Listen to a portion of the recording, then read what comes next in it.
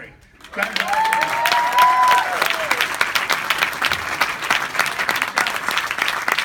Good evening. It's my pleasure to be here. My name is Quentin Palfrey. I'm the Democratic nominee for Lieutenant Governor, and I'm so proud to be on the ticket with Jay Gonzalez. Jay Gonzalez has a bold vision for really investing in transportation and education and taking on the really big challenges that we face, like the opioid crisis and climate change. You know, I had the honor to serve in the White House under President Barack Obama.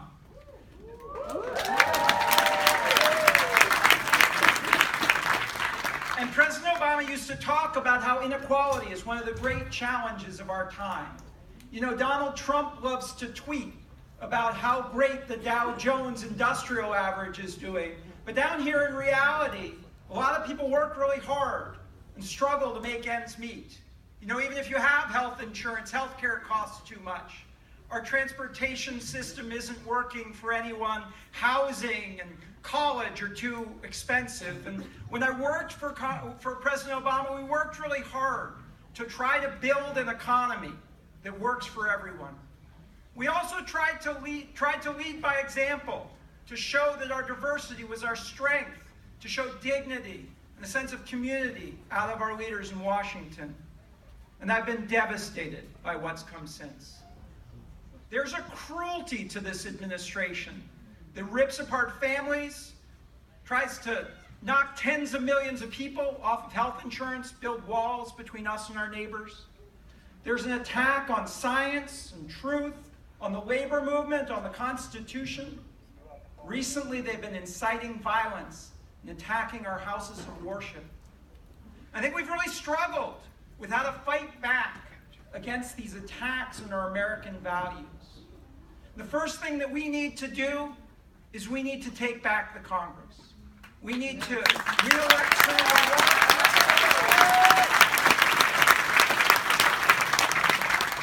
We need to replace wonderful Congresswoman Tsongas with wonderful candidate Lori Trahan. But for the leadership that we need on the issues that affect ordinary people, we also have to look to the states. You know, Massachusetts has a wonderful tradition of leadership. The American Revolution began here. The Constitution was born here. We led the way on the abolitionist movement and the women's suffrage movement.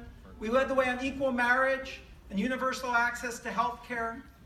And the world and the country need for Massachusetts to lead again.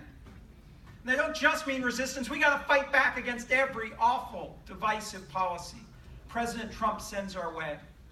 But with a wonderful congressional delegation led by Senator Warren and Senator Markey, soon by Congresswoman Trahan, with wonderful constitutional officers like Maura Healey, and with massive majorities in both houses of the legislature, if we can take back the corner office, and we absolutely can, Massachusetts can do things that other states can only dream of. And I know what we're up against. I see the same polls. I listen to the same pundits that you do. I hear voters say, Charlie Baker, he's not a bad guy. He's not as bad as Trump. And you ask people, what do you like about what he's done? Do you like how he's led on transportation or on education or on climate change? You get a very different story. There's a big difference between the bold vision that Jay Gonzalez has and the status quo government that we've got. You know, the transportation system isn't working for anyone. You can't get to work or to school.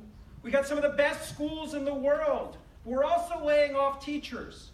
Places like Brockton, places like Worcester, cutting back on school programs. You know, where you live and the color of your skin shouldn't determine whether you have access to a high-quality education. And we're not...